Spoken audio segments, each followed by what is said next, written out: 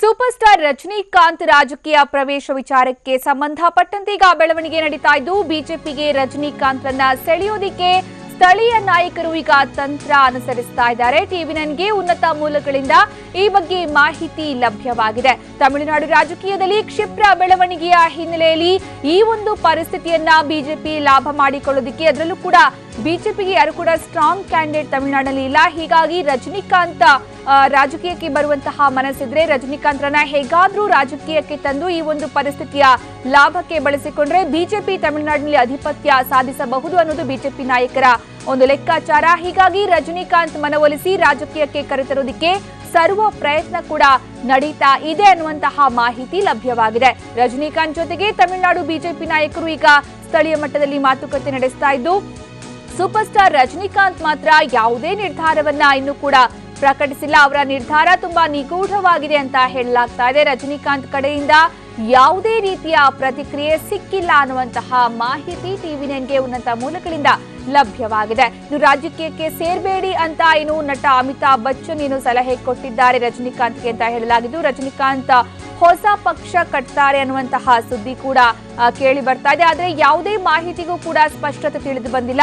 ರಾಜಕೀಯಕ್ಕೆ ಸೇರ್ಬೇಡಿ ಅಂತ ನಟ ಅಮಿತಾಬ್ ಬಚ್ಚನ್ ರಜನಿಕಾಂತ್ಗೆ ಸಲಹೆಯನ್ನ ಕೊಟ್ಟಿದ್ರು ಅಂತ ಹೇಳಲಾಗಿದ್ದು, ಇತ್ತೀಚೆಗೆ ನಡೆದಂತಹ ಸಮಾರಂಭವೊಂದರಲ್ಲಿ ಮಾತುಕತೆಯ ವೇಳೆ ಈ ಸಲಹೆಯನ್ನ ಅಮಿತಾಬ್ ಬಚ್ಚನ್ ಕೊಟ್ಟಿದ್ದಾರೆ. ಟಿವಿ9ಗೆ ಉನ್ನತ ಮೂಲಗಳಿಂದ ಈ ಬಗ್ಗೆ ಮಾಹಿತಿ ಲಭ್ಯವಾಗಿದ್ದು, ಪುಸ್ತಕ ಬಿಡುಗಡೆ ಸಮಾರಂಭದಲ್ಲಿ ಅಮಿತಾಬ್ ಬಚ್ಚನ್ ಮತ್ತೆ ರಜನಿಕಾಂತ್ ಇಬ್ರು ಕೂಡ ರಾಜಕೀಯ ವಿಚಾರವಾಗಿ ಚರ್ಚೆಯನ್ನ ನಡೆಸ್ತಾ ಇದ್ರು. ಮುಂಬೈನಲ್ಲಿ ಅಮಿತಾಬ್ ಮತ್ತೆ ರಜನಿಕಾಂತ್ ಭೇಟಿಯಾಗಿ ರಾಜಕೀಯಕ್ಕೆ ಸೇರೋ ಬಗ್ಗೆ ಮಾತನಾಡ್ತಾ ಇದ್ರು. ಆಗ ಈ ಹಿಂದೆ ಬಿಜೆಪಿ ಸೇರೋದಕ್ಕೆ ಬಿಜೆಪಿ ನಾಯಕರು ಆಹ್ವಾನಿಸಿದ್ರು ಅನ್ನುವಂತಹ ಮಾಹಿತಿಯನ್ನು ಕೂಡ ಹಂಚಿಕೊಂಡಿದ್ದಾರೆ. ಈ ಹಿಂದೆ ಮೋದಿ ಸಾಕಷ್ಟು ಪ್ರಯತ್ನ ಪಟ್ಟರು. ಪ್ರಧಾನಮಂತ್ರಿ ನರೇಂದ್ರ ಮೋದಿ ರಜನಿಕಾಂತ್ ಅವರನ್ನ ಬಿಜೆಪಿಗೆ ಸೆಳೆಯೋದಕ್ಕೆ ಮಾತುಕತೆ ನಡೆಸಿದ್ದಾರೆ.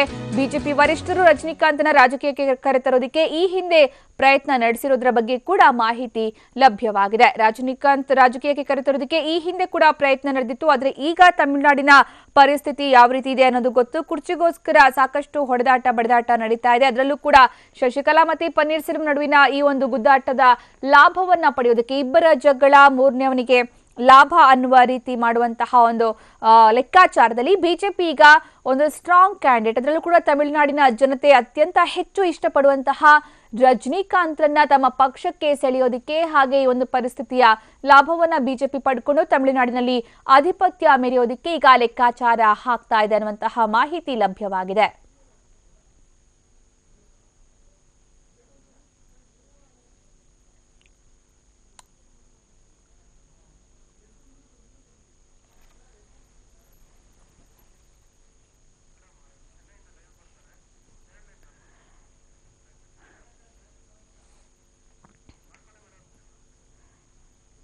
ಈಗ ತಮಿಳುನಾಡಿನ ಸೂಪರ್ ಸ್ಟಾರ್ ರಜನಿಕಾಂತ್ ಎಲ್ಲರ ಕಣ್ಣು ನೆಟ್ಟಿದೆ. ರಜನಿಕಾಂತ್ ರಾಜಕೀಯಕ್ಕೆ ಬರ್ತಾರಾ, ಬಿಜೆಪಿ ಸೇರ್ತಾರಾ, ಅಧಿಕಾರ ವಹಿಸಿಕೊಳ್ತಾರಾ, ಈ ಒಂದು ಪರಿಸ್ಥಿತಿಯ ಲಾಭ ಪಡ್ಕೊಳ್ತಾರಾ, ಈ ಎಲ್ಲದರ ಬಗ್ಗೆ ಕೂಡ ಈಗ ಸಾಕಷ್ಟು ಕುತೂಹಲ ಇದೆ. ಯಾಕಂದ್ರೆ ಬಿಜೆಪಿ ಈಗ ರಜನಿಕಾಂತ್ಗೆ ಗಾಳ ಹಾಕ್ತಾ ಇದ್ದು, ತಮಿಳುನಾಡಿನ ಪರಿಸ್ಥಿತಿಯನ್ನ ಎನ್ಕ್ಯಾಶ್ ಮಾಡಿಕೊಳ್ಳುವ ನಿಟ್ಟಿನಲ್ಲಿ ಬಿಜೆಪಿ ದೊಡ್ಡ ಅಸ್ತ್ರವನ್ನ ಪ್ರಯೋಗಿಸೋದಕ್ಕೆ ಮುಂದಾಗಿದೆ. ಆದ್ರೆ ಇದಕ್ಕೆ ರಜನಿಕಾಂತ್ ಏನು ಕೂಡ ಪ್ರತಿಕ್ರಿಯೆಯನ್ನ ಕೊಟ್ಟಿಲ್ಲ ಅನ್ನುವಂತಹ ಮಾಹಿತಿ ಕೂಡ ಲಭ್ಯವಾಗಿದೆ. ಈ ಬಗ್ಗೆ ಹೆಚ್ಚಿನ ಮಾಹಿತಿ ನೀಡೋದಕ್ಕೆ ನಮ್ಮ ಪ್ರತಿನಿಧಿ ರಮೇಶ್ ಕಂಠೀರವ ಈಗ ನಮ್ಮ ಜೊತೆಗೆ ಚೆನ್ನೈನಿಂದ ನೇರ ಸಂಪರ್ಕದಲ್ಲಿದ್ದಾರೆ. ರಮೇಶ್, ಈಗ ಇಬ್ಬರ ಜಗಳ ಮೂರನೇವನಿಗೆ ಲಾಭ ಅನ್ನುವ ರೀತಿಯಲ್ಲಿ ಬಿಜೆಪಿ ಲೆಕ್ಕಾಚಾರ ಹಾಕ್ತಾರೆ. ಅದಕ್ಕೋಸ್ಕರ ಸ್ಟ್ರಾಂಗ್ ಕ್ಯಾಂಡಿಡೇಟ್ ಆಗಿರುವಂತಹ ರಜನಿಕಾಂತ್ ಅವ್ರನ್ನ ಪಕ್ಷಕ್ಕೆ ಸೆಳೆಯೋದಕ್ಕೆ ಪ್ರಯತ್ನ ಪಡ್ತದೆ. ಈಗ ಕುತೂಹಲ ಇರೋದು ರಜನಿಕಾಂತ್ ಅವರ ನಡೆ ಮೇಲೆ.